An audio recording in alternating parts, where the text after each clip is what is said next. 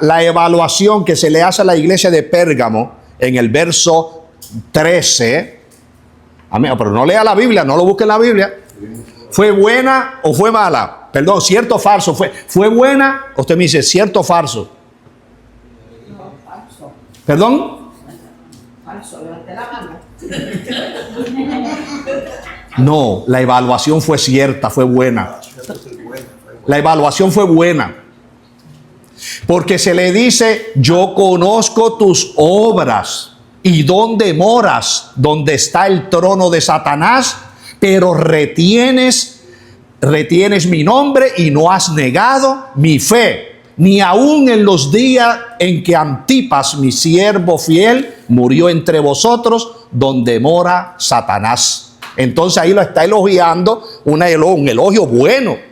Amén, porque le está diciendo, me fuiste fiel. Aún se cree que Antipas era el pastor de la iglesia de Pérgamo y se le dio muerte y fueron testigos todos los que estaban presentes. Por eso se le dice, cuando mi testigo fiel, Antipas, mi testigo fiel, que fue muerto entre vosotros, le está diciendo, aún así me fueron fieles, mantuvieron la fe, no negaron la fe, no negaron el nombre del Señor. Y cuando dice que está, cuando menciona el trono de Satanás, no era que el trono de Satanás estaba dentro de la iglesia, no, era que donde ellos estaban, habitaban. Amén. Es como decir, en la sociedad que nosotros vivimos hoy, Satanás está con su trono, porque Satanás, acuérdense, aquí en el área nosotros no lo vemos, pero hay en otros lugares donde Satanás tiene su trono vigente y las iglesias batallan para salir adelante. Y la semana pasada le di ejemplos. Amén, en estos lugares como en India, como en China, en el Congo de África y en los diferentes lugares asiáticos, está el trono de Satanás donde se adoran ídolos y se rinde homenaje a otras religiones, y al cristianismo se le da, amén, lo peor, en otras palabras, se le da de persecución. Así que en el trono de Satanás se está refiriendo que esta iglesia de Pérgamo estaba donde estaba el medio de la idolatría, donde estaba la adoración a diferentes dioses, pero ellos seguían reteniendo el nombre de Cristo, seguían manteniendo esa fe porque habían confiado en el Señor. Dime, Rey. No, por eso mucha gente se confunde cuando dice que está donde está el trono de Satanás. El trono de Satanás. Pero hay una historia que se cree que cerca de ese lugar adoraban una estatua que tenía hasta 70 metros de alto. Creo que la estatua se llama Zeus y era un dios bien favorito de esa gente. Zeus. Sí, el de Zeus. Y esa la levantaron los griegos. No, los griegos. Amén, porque el Zeus era el dios de los griegos y levantaron una gran estatua. Eso era una de las partes, eso era uno de los templos que ellos tenían con esa estatua a Zeus. Pero tenían la adoración al César, tenían adoración a otros ídolos, a otros personajes que ellos adoraban. Y sin embargo la iglesia, en medio de todo este ambiente, retenía el nombre del Señor, amén, y no había negado la fe. Eso fue lo que vimos hasta el verso 13, bendito el Señor. Así que hasta aquí la iglesia estaba evaluada como la iglesia que retiene el nombre del Señor, se mantiene en la fe, pero ahora viene, amén, la reprensión, como lo vimos en Éfeso. Éfeso empezó muy bueno y las obras fueron muy buenas, el elogio fue muy bueno. A Esmirna no hubo reprensión porque Esmirna fue la etapa de la persecución de la iglesia. Pero ahora aquí en Pérgamo, después de la evaluación, ahora el Señor le va a traer una reprensión. Porque acuérdense, él se identificó como, él se identificó en el capítulo 1 cuando Juan lo describe como el que está en medio de los 7 candeleros, el que está en medio de su iglesia. Entonces el que está observando todo, le dice, le dice a Pérgamo, has retenido mi nombre, no has negado mi fe, no importando, amén, todo lo que ha acontecido alrededor vuestro, han retenido mi nombre, no han negado mi fe, pero ahora le dice, vamos, mira lo que dice el verso 14, gloria a Jesús. No me acuerdo por dónde me quedé la semana pasada, pero yo creo que yo vine de atrás para adelante, así que yo creo que voy por este lado. Santo, así que Karen, tú me vas a leer el verso 14 y luego Selven me va a leer en 2 de Pedro 2:15. Santo Jesús. Y luego, ya mismito, mi hermano Constantino, usted me va a buscar en Santiago 4:4. Ok, Karen, el 1:14. Amén. Pero tengo unas pocas cosas contra ti, que tienes ahí a los que retienen la doctrina de Balaam, que enseñaba a Balac a poner tropiezo ante los hijos de Israel, a comer de cosas sacrificadas a los ídolos y a cometer a fornicación. Amén. Ahora vemos, ¿verdad? Después que le da el elogio a la iglesia, le dice, ok, hasta aquí va bien. Pero espérate, ahora déjame corregirte. Ahora tengo que reprenderte por estas otras cosas que está haciendo. Dice, amén, pero tengo unas pocas cosas contra ti. El Señor que lo observa todo, el Señor los analizó la iglesia. Y como hemos estado diciendo, estas son etapas que enfrentó a la iglesia desde que se inició. Sigue enfrentándose hoy. Y sigue hasta el final de la iglesia aquí en la tierra. El Señor sigue observando. Y mira, y dice, pero tengo contra ti unas pocas cosas. Bendito el Señor, alabado Jesús. El Señor, acuérdese, bueno, en la próxima iglesia donde vamos a ver que Él usa los ojos como de llama de fuego. Pero aquí acuérdese, como espada aguda de 2 filos. La espada aguda penetra y lo examina todo. ¿Se acuerda alguien hoy está ese texto que dice que la palabra de Dios es como espada de 2 filos que penetra hasta llegar hasta los tuétanos y discierne hasta lo más profundo? No me acuerdo dónde está ese texto ahora, no sé si era tesalonicense, pero no, si alguien se acuerda. Pero anyway, está bien, pero es un ejemplo de ese texto, amén, donde la palabra de Dios lo examina todo, bendito el Señor. Entonces le está diciendo a Pérgamo, gloria a Jesús, en el verso 14, amén, pero tengo contra ti unas pocas cosas, que tienes ahí a los que retienen la doctrina de Balaam. Ahora, si usted analiza, bendito Jesús, cuando hablamos de Balaam, bueno, yo estoy seguro que la mayoría, si usted lee la Biblia, todos se acordarán la historia de Balaam. Vamos a ver, yo creo, le voy a hacer una pregunta a Guillermina. Guillermina, ¿hay algo en la historia de Balaam que sobresalta? Algo, un hecho, un acontecimiento que es sobresaltante en la historia de Balaam. ¿Usted se puede acordar cuál fue ese hecho? De toda la historia que se habla de Balaam en el Antiguo Testamento, hay un suceso que resalta, porque es algo, vamos a decirle algo sobrenatural. Con decirle la palabra sobrenatural, le estoy dando la respuesta. ¿No se acuerda? Vamos a ver si María Figueroa, ¿te acuerdas cuál es esa historia? No. Alejandra, ¿tú sabes? Un suceso que aconteció en la historia de Balaam. ¿Cómo? No, es un suceso. En una palabrita me lo puedes decir. Olivia, ¿tú sabes? Donde la mula le habló a Balaam. Amén, bendito el Señor. ¿Cómo fue esa? Santo mi Dios.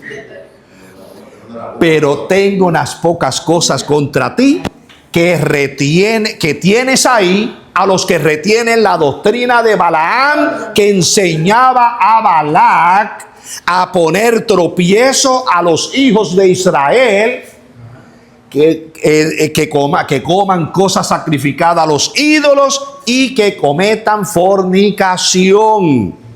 Amén. Esto le está corrigiendo el Señor, la doctrina de Balaam.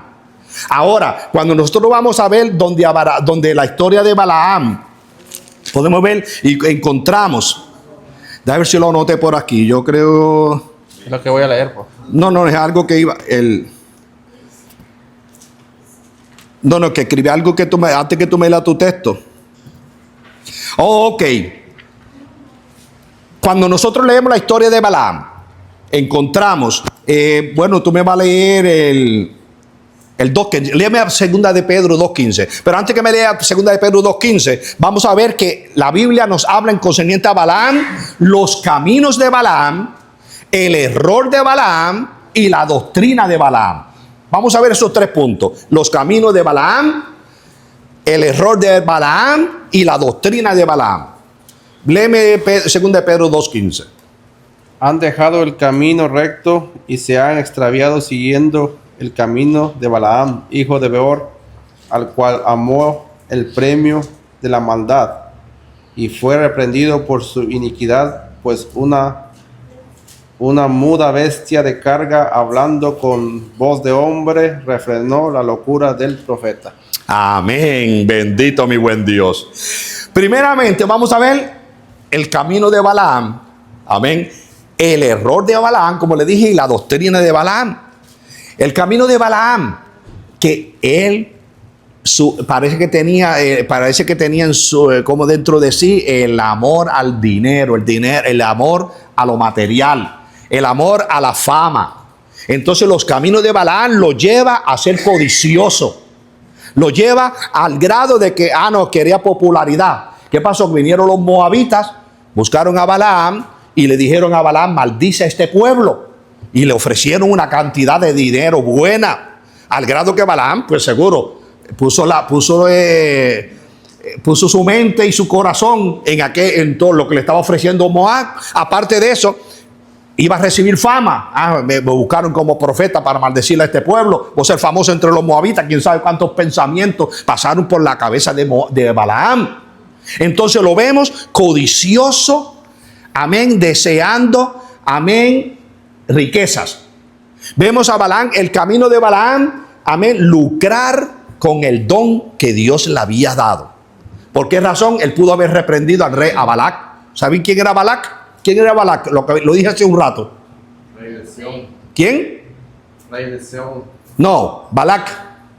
Rey de Moab. Rey de Moab. El rey de Moab, amén. Entonces, ¿qué pasó? Que Balac buscó a Balaam. Porque acuérdense cuando dice, tengo unas pocas cosas contra ti, amén, que, ¿cómo fue? Déjame, se me fue el texto.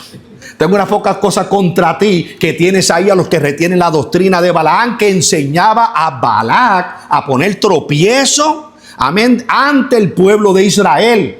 Entonces Balac era el rey de Moab. Balaam, como le ofreció riquezas, entonces ¿qué pasó? Que viene el signo de riquezas a Balaam, seguro anheló lo que le estaba ofreciendo este rey que era mundano, bendito el Señor.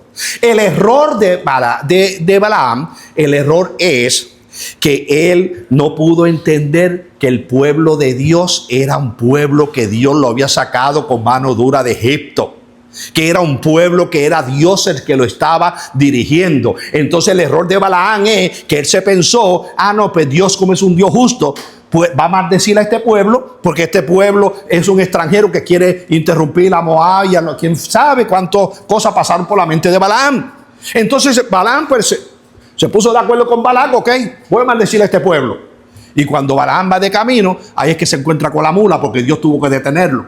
Porque Dios muchas veces nos detiene cuando ve que nosotros somos tartaduros y que queremos llevarle a la contraria, ¿verdad? Y si Dios tiene que usar una piedra para hablarnos, usa la piedra. Entonces Dios usó la mula para hablarle a Balaam, para que hacerlo recapacitar de ese error de que él podía maldecir al pueblo el que Dios había sacado de Egipto.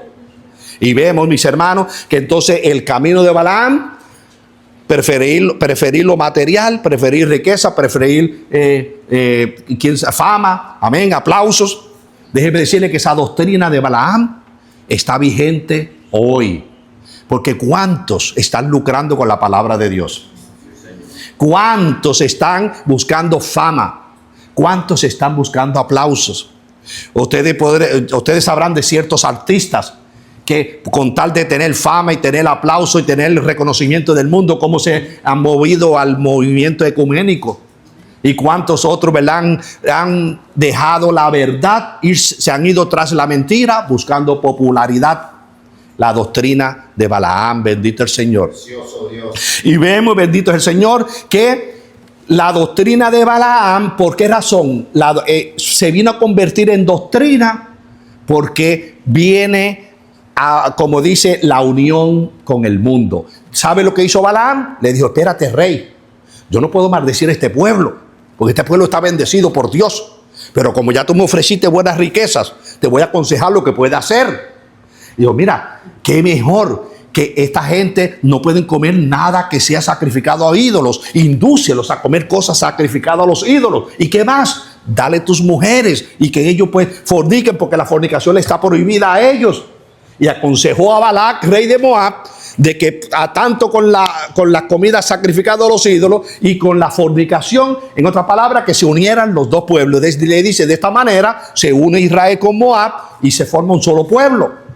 ¿Y qué pasó? Que aconteció que el consejo de Balaam, el rey lo puso en práctica y comenzaron los israelitas. Pues de seguro Balaam le dijo, vayan las mujeres, desfilen delante de los hombres, en fin, quién sabe cuántas cosas hicieron, al grado, amén, que comenzaron los israelitas a caer de la gracia de Dios. Y logró el consejo de Balaam, la doctrina de Balaam, unir la unión entre, ¿verdad?, el mundo y el pueblo de Dios. Lo que significa Pérgamo. Pérgamo, la unión del mundo con la iglesia, mejor dicho, la unión de la iglesia con el mundo. Entonces comenzaron a haber matrimonios mixtos. Y ahí al grado de que Dios, ustedes si conocen la historia, sabe que Dios azotó a Israel bastante. Bendito el Señor, y pagaron las consecuencias por esta falla. Dígame. Entonces, podemos decir que esta iglesia de Pérgamo, bueno, según estudié antes, que eso pertenece a la iglesia cuando nació la iglesia universal. Amén. Ahí nació la iglesia universal. Hasta ahí llegó. Representa la época del nacimiento de la iglesia. Exactamente. Católica. Porque esa nos lleva hasta la trayectoria de Constantino. Amén. Nos lleva la historia de esta etapa cuando Constantino hace el llamamiento de que todas las pueblos, todas las naciones sean cristianos. ¿Qué hizo lo Constantino? Constantino no tenía interés en servir a Dios, no. Constantino lo que tenía interés era de tener toda la gente unida, tanto el ejército como los cristianos, porque iban creciendo en abundancia. El propósito de Constantino dijo, no, esta es la manera de unirlos, porque tengo más fuerza si los tengo unidos. Entonces, al llamar a todos los pueblos a ser cristianos, unió la iglesia con el Estado, unió la iglesia con la política. Entonces, de ahí es que surge la iglesia universal. ¿Por qué razón? Porque entonces las posiciones ya no la tenían los cristianos que andaban metidos en catacumbas. No la tenían los cristianos que eran analfabetos, personas que no se habían educado porque andaban escondiéndose de los judíos, de los romanos. Ahora Constantino, estos puestos se los fue dando a personas importantes, personas de posiciones, y por eso es que ustedes ven cómo desde aquel entonces hasta hoy, mire usted cómo visten en el Vaticano. Miren las vestimentas que usan, porque en esa etapa el Constantino fue dándole lugares lujosos a la iglesia, a los que tenían las posiciones y vestimentas, al grado que por generaciones se fueron vistiendo de una manera real, que llegó al grado que llegó el Vaticano. Una época los vaticanos eran los que controlaban los reyes, porque el Vaticano tuvieron un poder tan grande que llegaron a tener el control de los reyes en una época, bendito Jesús. Entonces la iglesia Pérgamo llega hasta esta etapa, la unión de la iglesia con el mundo. Bendito el Señor. Ok, entonces aquí que nos dice Santiago 4:4. Dice, oh almas adúlteras, ¿no sabéis que la amistad del mundo es enemistad contra Dios? Cualquiera pues que quiera ser amigo del mundo se constituye enemigo de Dios. Santo, mi Dios, ahí habla claro Santiago cuando dice, oh almas adúlteras, ¿no sabe que la amistad con el mundo es enemistad con Dios, contra Dios? Entonces aquí pues está trayendo la enseñanza, la iglesia. Nosotros tenemos que reconocer cuál es nuestro lugar y reconocer cuál es el lugar del mundo. Le he aclarado en ocasiones. No es que usted ahora, si tiene una amistad del mundo, usted va a decir, no, pato, yo no puedo tener esta amistad. No se refiere a esto. O porque no somos de este mundo, pero estamos en este mundo. Que tengamos amistad es una cosa, que seamos partícipes de las obras de esta amistad es otra cosa. Porque Jesús tenía amistades que eran del mundo, pero el propósito de Jesús era ser luz en medio de las tinieblas. Amén. Porque usted puede decir, pues yo tengo un amigo ahora, pero como es del mundo, voy a tener que romper la amistad con él. No, porque quién sabe, a medida que usted está acercándose a él, puede llegar un día que la luz le resplandezca y venga a los caminos del Señor. El detalle es no ser partícipe de las malas obras que practica el mundo. Porque hay muchos creyentes que adoran a Dios en el templo, pero después allá con el mundo se hacen partícipes de las malas obras que ellos practican. Ahí es donde viene la condenación y viene la doctrina de Balaam que muchas iglesias ponen en práctica. Santo Jesús. Hasta el verso 14. ¿Alguna pregunta? Santo Dios. ¿Algún comentario? Bendito es el Señor. Pues vamos al verso 15. Sigo por ahí con Mauro. El verso 15.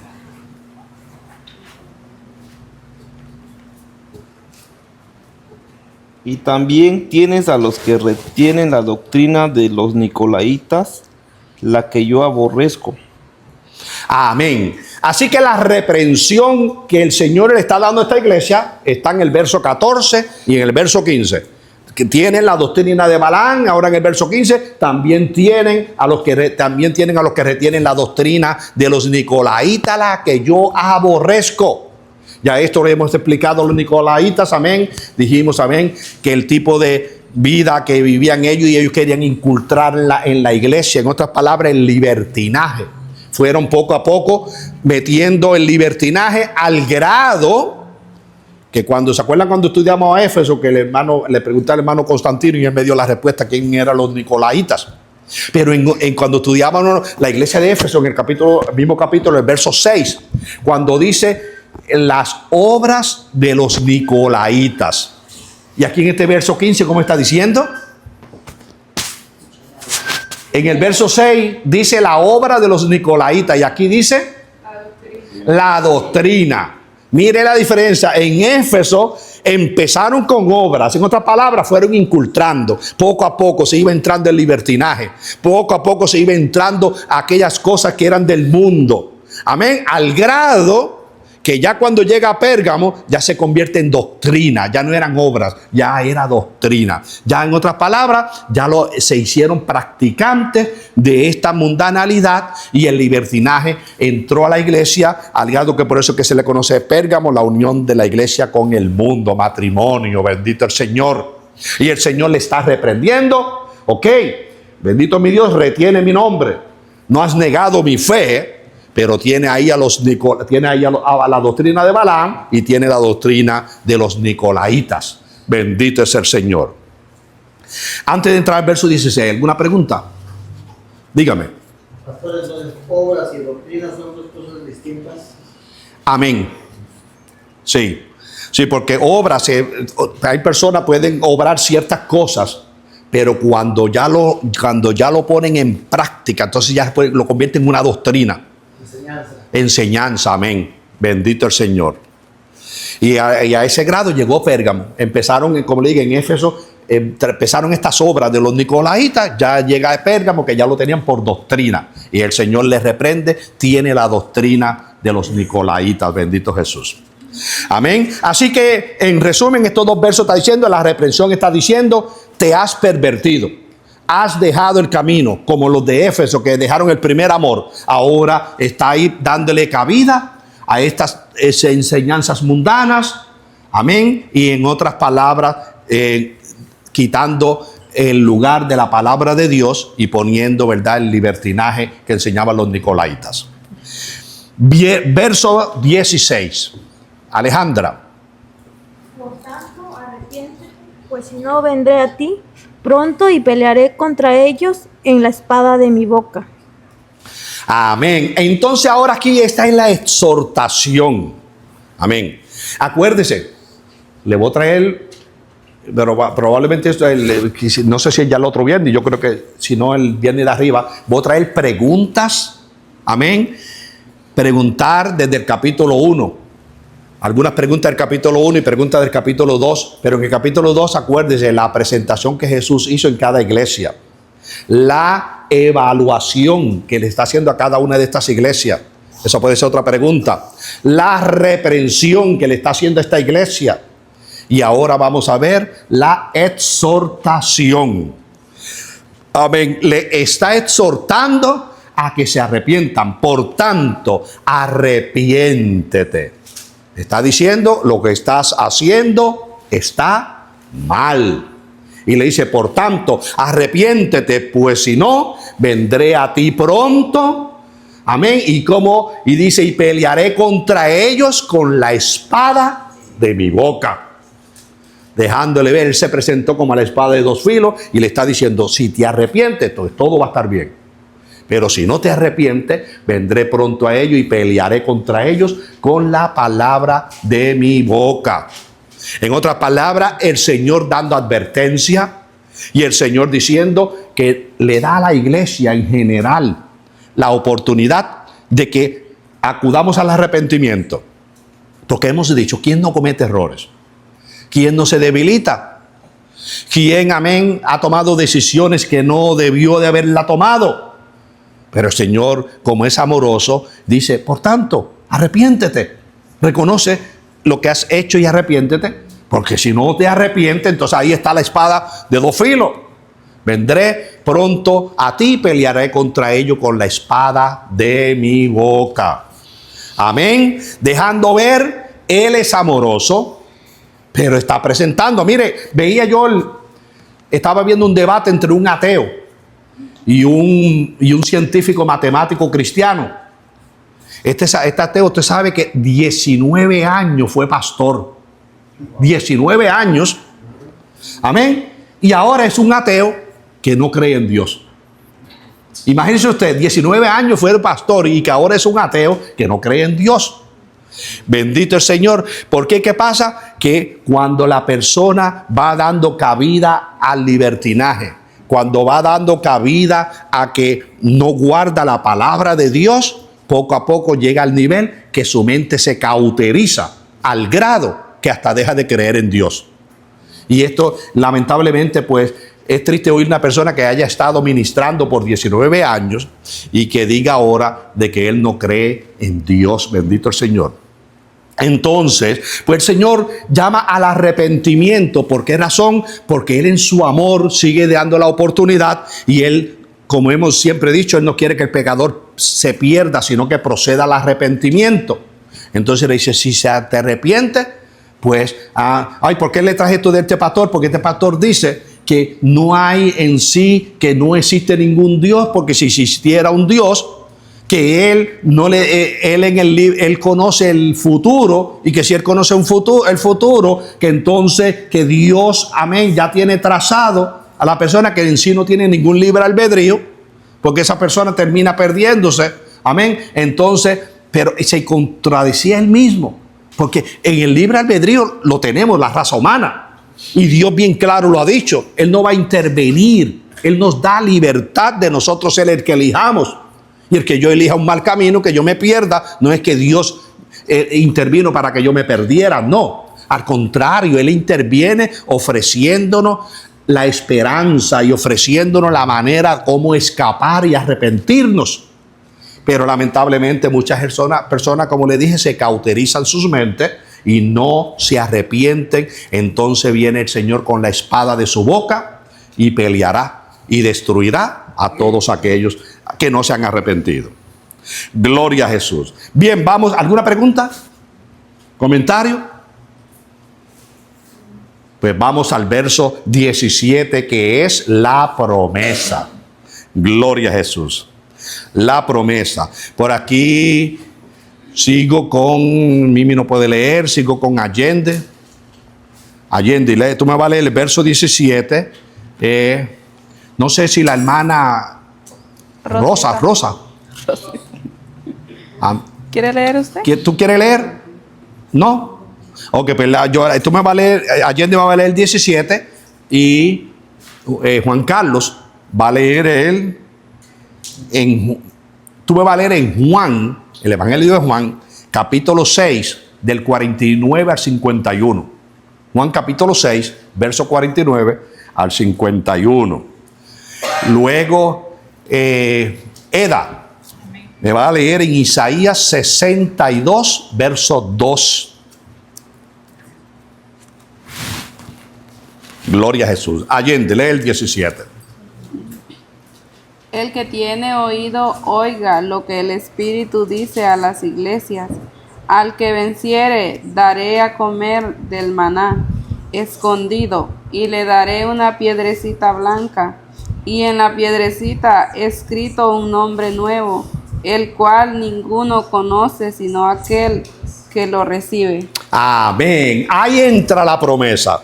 Como le dije, el Señor da su presentación, hace la evaluación, amén, da la reprensión, hace la exhortación y ahora por último le da la promesa a esta iglesia. Amén. Después de decir, si te arrepientes, entonces ahora le viene la promesa, amén. El que tiene oído, oiga lo que el Espíritu dice a las iglesias. Eso, las dos primeras iglesias le empezó lo mismo, diciéndole que tiene oído, oiga lo que el Espíritu dice a las iglesias. Amén. Al que venciere, le daré a comer del maná escondido, el cual está, ¿verdad? Y le daré una piedrecita blanca, y en la piedrecita escrito un nombre nuevo, el cual nadie conoce sino aquel que lo recibe. Pero vamos a detenernos en el maná. Al que venciere, le daré a comer del maná escondido. ¿Qué dice Juan 6, 49 al 51? Vuestros padres comieron el maná en el desierto y murieron. Este es el pan que desciende del cielo, para que el que de él come no muera. Yo soy el pan vivo que descendió del cielo. Si alguno comiere de ese pan, vivirá para siempre. Y el pan que yo daré es mi carne, la cual yo daré por la vida del mundo. Amén. Aquí el Señor se está presentando como el pan, como el maná del cielo. Acuérdense, literalmente Israel fue alimentado con el maná que descendía del cielo. Esto era una tipología, una representación del verdadero maná, que es Cristo Jesús, el que da vida eterna. Él dice, el que de mí come nunca tendrá hambre jamás. Entonces, cuando Él dice, al que venciere le daré a comer del maná escondido, en otras palabras, de sí mismo, el que venza me va a tener a mí por siempre, va a ser saciado, amén, porque va a tener frente a frente el pan de vida, dejándole ver en la promesa, el vencedor tendrá vida eterna, tendrá alimento espiritual, tendrá la presencia del Señor eternamente y para siempre.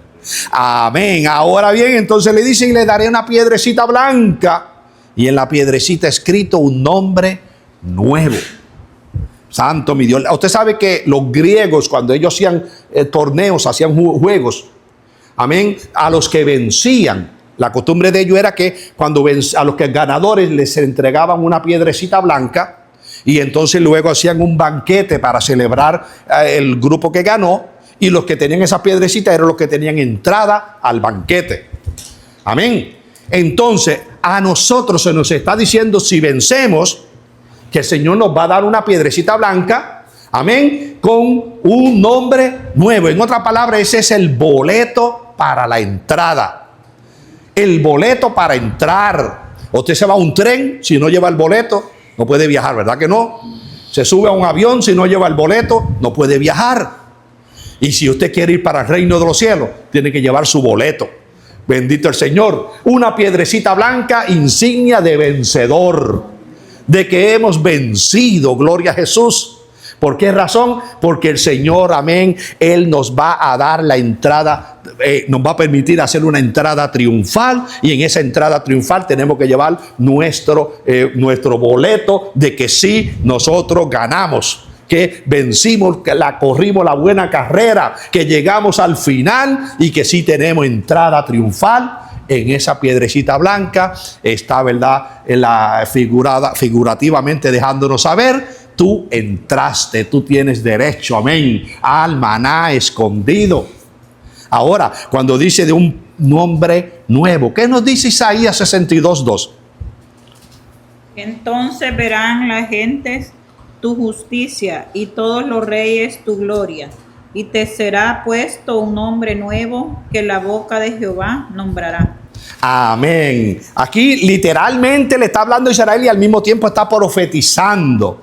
Amén, de que Jehová Dios le dará un nombre nuevo. El Señor aquí nos está diciendo que nos dará una piedrecita blanca y un nombre nuevo, el cual nadie conoce sino aquel que lo recibe. Entonces, dejándonos ver, cuando nosotros entremos al Señor, ya Salvador no va a llamarse Salvador. Literalmente vemos cuando Jesús en Juan capítulo 1, verso 42, cuando le dice, porque su hermano Andrés, cuando se enteró de que Jesús era el Mesías, al primero que se encontró fue a su hermano Simón, y le dijo: espérate, Simón Pedro, hemos conocido al Mesías, que traducido es Jesús, traducido es el Cristo. Amén. Entonces vemos que cuando lo lleva delante de Jesús, Jesús le dice: Simón, hijo de Jonás, te llamarás Cefas, que traducido es Pedro. Entonces le cambió el nombre a Simón y le puso el nombre Cefas. Y desde la antigüedad vemos, ¿verdad?, cómo Dios le cambió el nombre a Abraham, cómo Dios le cambió el nombre a Jacob, cómo, ¿verdad?, así sucesivamente vemos ejemplos bíblicos. Y nosotros, cuando entremos a la presencia de Dios, no vamos a llevar un nombre carnal, un nombre literal de aquí de la tierra, sino que nosotros vamos a recibir un nuevo cuerpo, una nueva personalidad, un nuevo nombre, el cual lo conoceremos cuando se nos da esa piedrecita blanca, donde se nos dice: aquí tú, así te llamarás, con la entrada donde tú vas a entrar, bendito el Señor. En otras palabras, dejándonos ver que lo que el Señor nos deja ver con todo esto, mis hermanos, es que nosotros tenemos que reconocer que lo físico, la fisiología se queda atrás, que toda la materia se queda atrás, que todos los pensamientos humanos se quedan atrás, que lo que nosotros teníamos en este mundo se quedó atrás. Entraremos a una nueva dimensión con un nuevo cuerpo, nuevo nombre, amén, donde vamos a estar siempre en la gloria de Dios, viviendo con Él para siempre. Dígame, Michol. Hermano, aquí es donde cabe, donde Jesús le dijo que en el cielo no hay sexo y serán como los ángeles. Al ser como los ángeles, yo no voy a reconocer a mi familia, porque ellos, si se salvan, ellos van a tener un nombre nuevo. Pues, como usted dice, todo lo que nosotros tenemos aquí es terrenal. Jesús mismo lo dijo: mi reino no es de este mundo, mi reino es de otro mundo. Una palabra que en el cielo no nos vamos a conocer como nos conocemos ahora, porque vamos a estar en una etapa espiritual con un nombre diferente. Hace un tiempito atrás hablaba yo con un compañero moreno y una latina, y pues siempre me ha dicho que en el Señor es cristiana. Y me dice: no, pues yo sé que yo en el cielo voy a ver a mi mamá. La pregunta fue que yo creía. Bueno, yo te digo lo que dice la Biblia. La Biblia dice que en el cielo, que a nosotros se nos va a dar una piedrecita, y en esa piedrecita un nombre nuevo que nadie lo conoce. Ahora, si la Biblia dice que nadie lo conoce más que el que lo tiene, pues yo no puedo decirte a ti que tú vas a reconocer a tu mamá allá en el cielo. Porque yo te estaría diciendo a ti que tú vas a encontrar a tu mamá en algún lugar en la eternidad. La vas a encontrar como tu mamá. Y no es bíblico eso. No, pero yo sé que de alguna forma yo la voy a encontrar allá. Bueno, invéntatela como tú quieras, pero te estás contradiciendo tú y tu enseñanza. Porque la Biblia dice que en la eternidad somos diferentes que lo terrenal. Son otras palabras que Jesús le está diciendo que en la eternidad nosotros no vamos a reconocer lo que somos ahora. Ni podemos pensar que yo me voy a encontrar con fulanito de tal. O voy a estar a saludar al hermano Gumaro. Allá, hermano Gumaro, ¿no? ¿Se acuerda cuando estábamos en Jesús es mi Salvador? No. Hermano Gumaro va a estar, quizás pues, estará por Francia, yo estaré por Pensilvania o por donde. Pero vamos a ser completamente diferentes.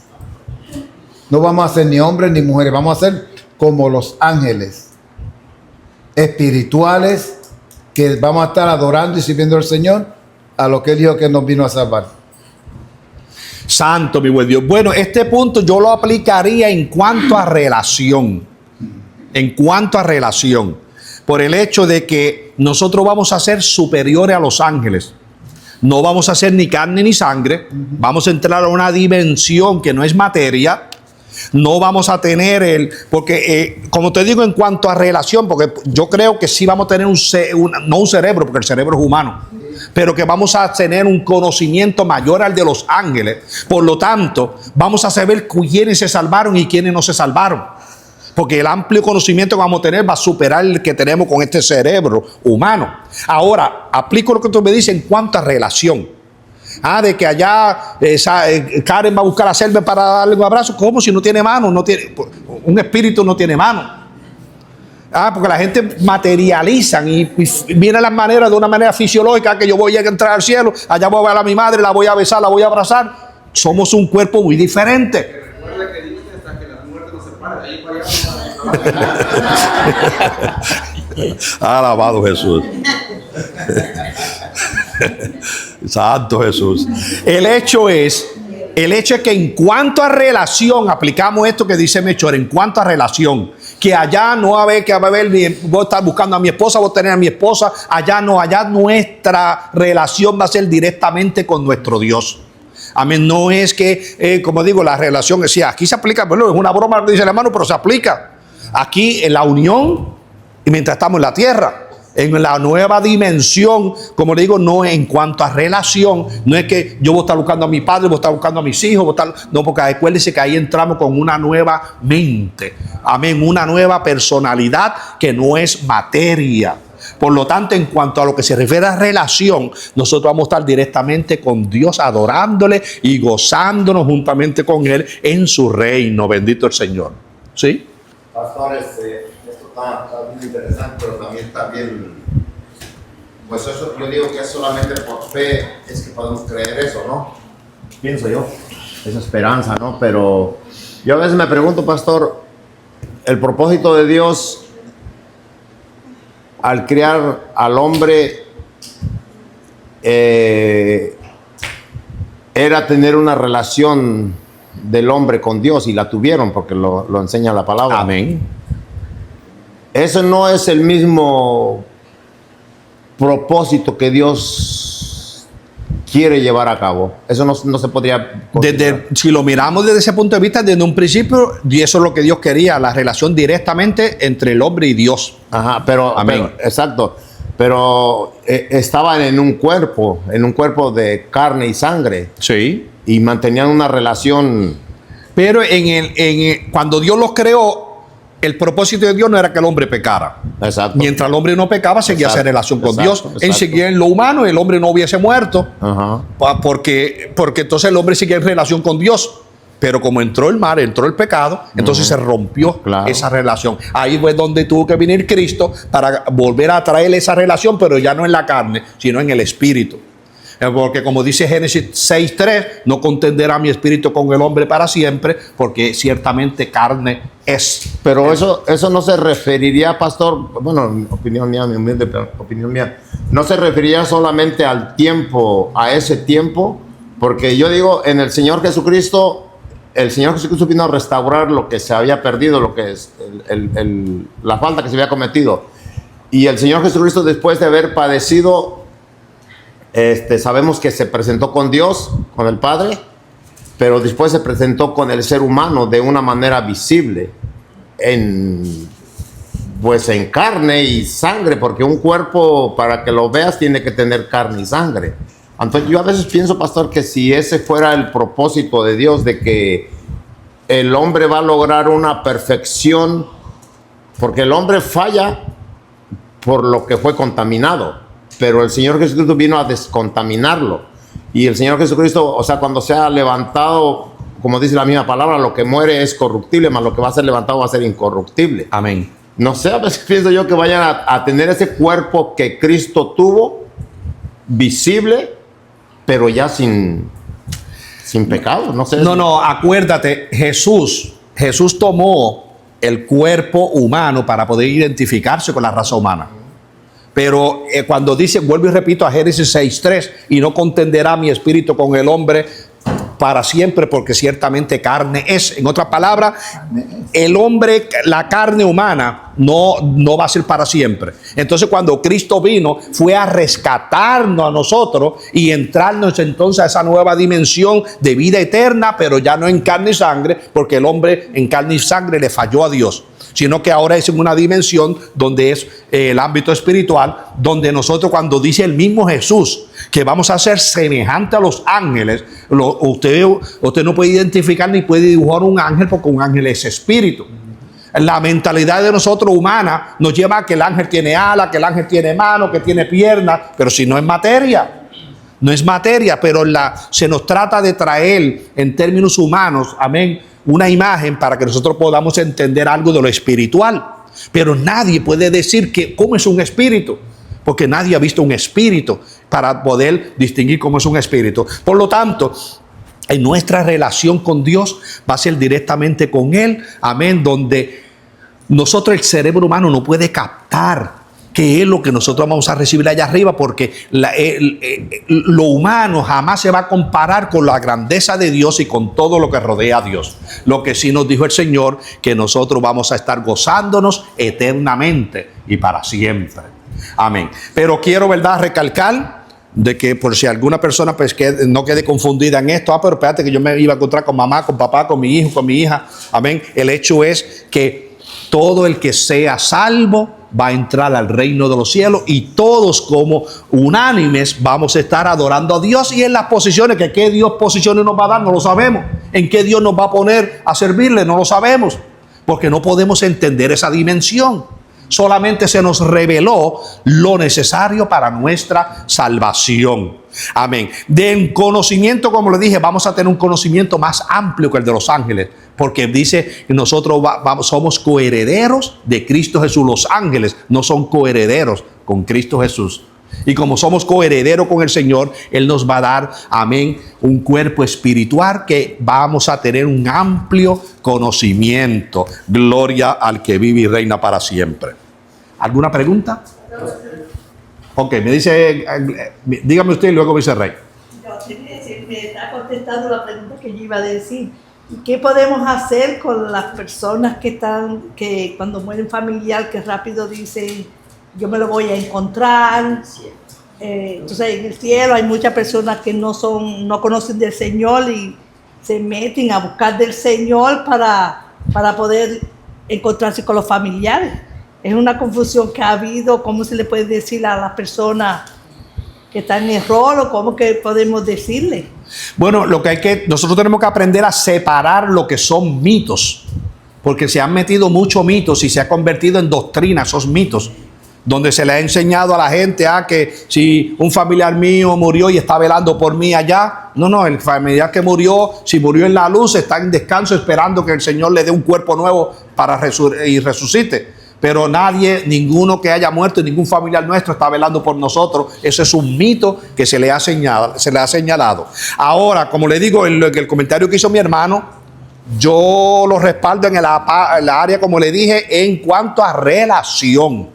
Porque, como le dije, allá no vamos a tener ni esposa, ni esposo, ni padre, ni hijo, porque allá somos nuevas personalidades, con nuevos nombres. Vamos a tener una relación directa con nuestro Dios. Y como le digo, en la eternidad muchas cosas tendrá el Señor para con nosotros. Amén. Pero yo sí creo que Dios nos va a dar el privilegio de conocernos allá arriba. De que yo diga, mira mi esposa, déjame darle un abrazo a mi esposa. Como le dije, no en ese tipo de relación, porque no somos materia.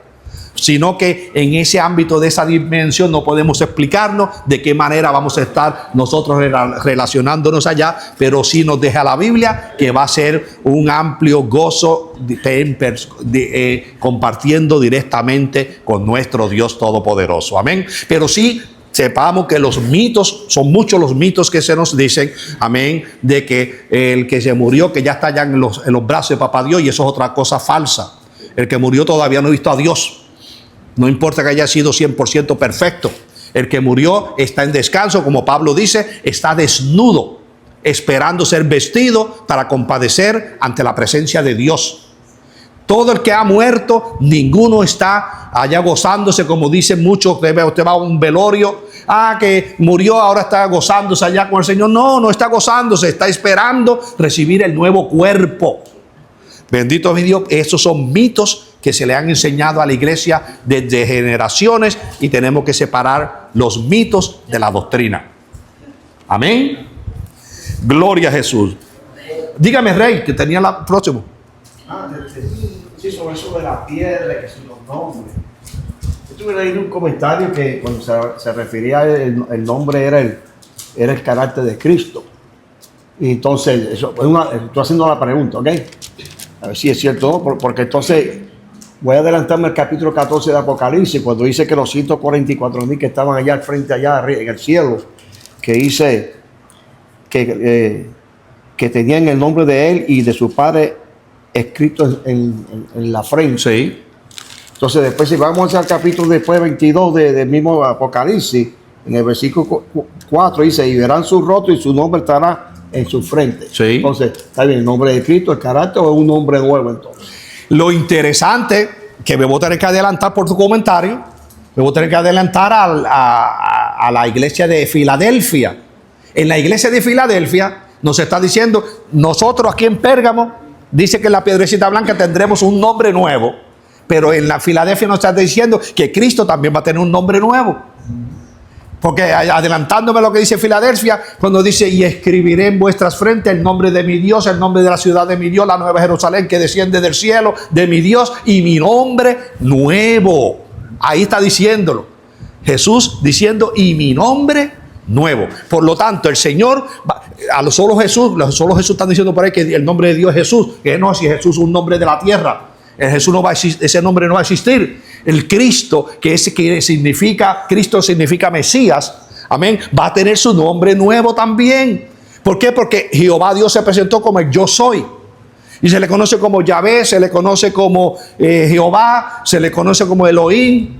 Pero después que el Señor en 1 Corintios 15, capítulo 15, verso 28, cuando dice que el Hijo entregará todo al Padre para que venga a ser uno solo en todo, ahí se verá el nuevo nombre de nuestro Dios. Cuando dice escrito en nuestra frente, acuérdense, se está usando términos materiales, humanos, nuestra frente, acuérdense, somos allá seres espirituales, no tenemos, quién sabe cómo va a ser el cuerpo, no lo podemos distinguir. Pero en otras palabras, queriendo decir que en nosotros estará el nombre nuevo de nuestro Señor. Amén.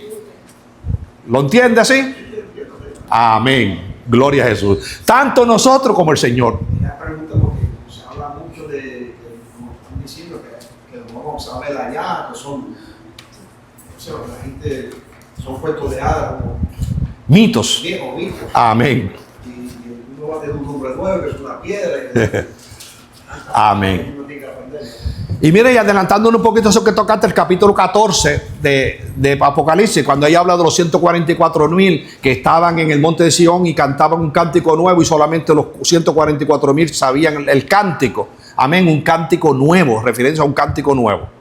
Amén, porque acuérdense que adelantándole un poquito, esos 144.000 son las primicias que entrarán al milenio. Alabado Jesús. Bien, diga, ¿quién? Constantino, dígame. Sí, mira que aquí hay dos cosas que, bueno, si estoy equivocado me corrige porque para eso estamos estudiando, ¿no? Aquí hay dos cosas. Allá arriba no nos vamos a ver definitivamente, porque yo creo así,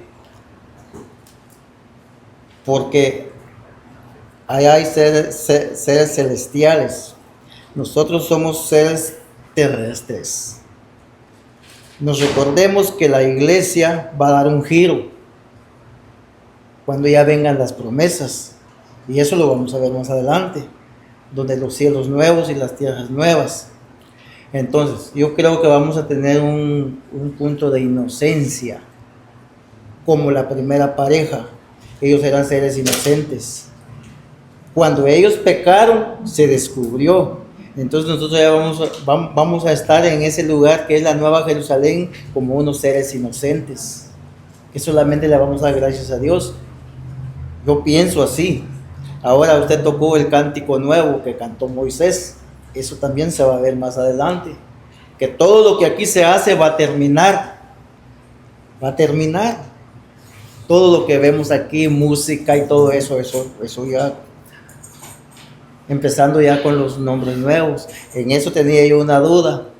Que dice con el nombre nuevo que Él va a venir. Ahora, ¿cuál es ese nombre nuevo? ¿Cuál es ese nombre nuevo? Tenemos que quedar en claro, pues.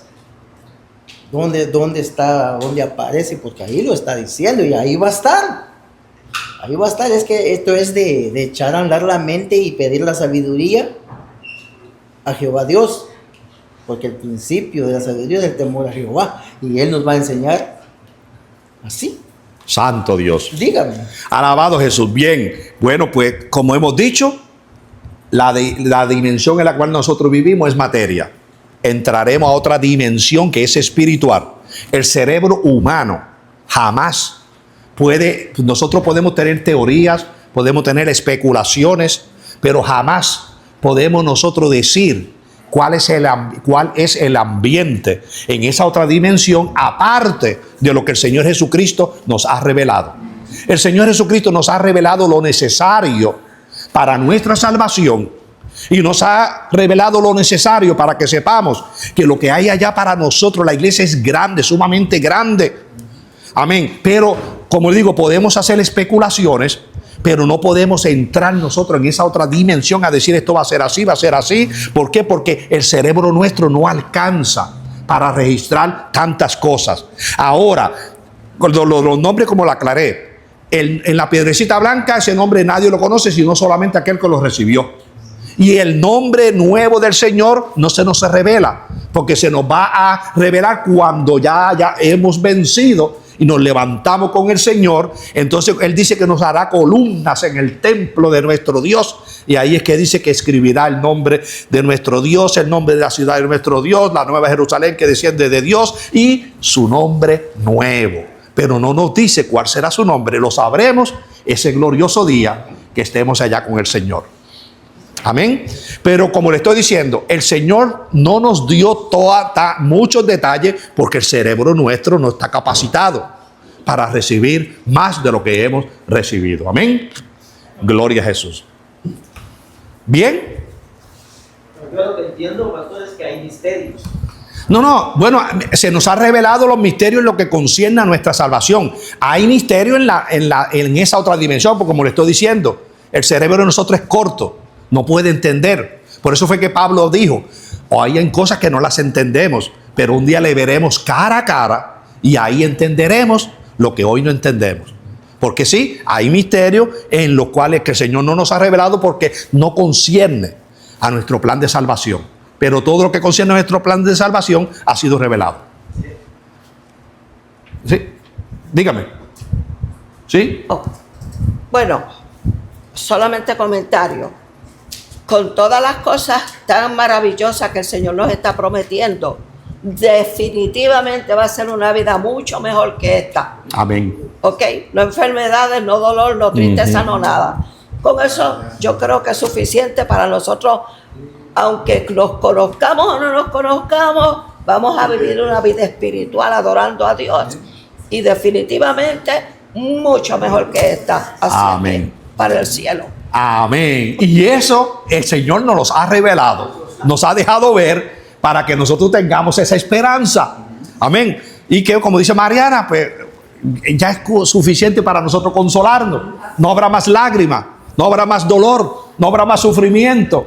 Solo es puro gozo en la presencia de nuestro Señor. Lo que venga más de ahí en adelante, pues el Señor sabrá. Y como dice Pablo, un día le veremos cara a cara y vamos a entender tantas cosas que hoy no entendemos. Amén. Gloria a Jesús. ¿Deje a alguien más con la mano alzada? Dígame. No, usted dijo que nuestro cerebro no alcanza para comprender, ni aún Pablo, que pudo ver con sus ojos, pero no pudo explicarlo. Amén. Pablo fue al tercer cielo y no pudo explicar, porque no existían palabras humanas para él explicar lo que él vio allá arriba. Amén, bendito el Señor. ¿Por qué? Porque el cerebro humano tiene un límite, pero en Cristo Jesús no va a haber un cerebro que nos controle. ¿Por qué razón? Porque no vamos a ser materia. Gloria a Jesús. Así que, entonces pues vemos, ¿verdad? Que en la promesa, como dice, por una piedrecita blanca y en la piedrecita escrito un nombre nuevo, el cual ninguno conoce, sino aquel que lo recibe. Esa promesa nos la da el Señor y nosotros nos amparamos en la promesa de que tenemos que ser vencedores. El punto céntrico aquí es que hay que vencer. En lo que nos tenemos que preocupar, que tengo que vencer. Lo que venga ya, cuántas cosas va a recibir, sé que va a ser muy buena y va a ser bien grande, bendito Jesús. Amén. Ok, basado a esto, mi hermana leyó el texto, ¿verdad? Me quedé con el texto de mi hermana. Ok, si entro, me quedan 3 minutos y toco la iglesia de Tiatira, me voy a quedar apenas en la salutación. Pero en esos 3 minutos, aunque sea, vamos a entrar a la presentación del Señor a Tiatira. Así que, María, léeme el verso 18. Y escribe al ángel de la iglesia en Tiatira, el Hijo de Dios, el que tiene ojos como llama de fuego y pies semejantes al bronce bruñido, dice esto. Amén. Bueno, pues le entramos en la presentación del Señor a esta iglesia. Tiatira representa la iglesia que cae en... ¿Sabe alguien? La iglesia que cayó en idolatría. La iglesia que cae en la idolatría, la etapa de la iglesia cuando comienza a entrar en la idolatría. Mientras estaba a Éfeso no se le reconoció idolatría. A Pérgamo, la segunda Esmirna y Pérgamo no se les reconoce idolatría.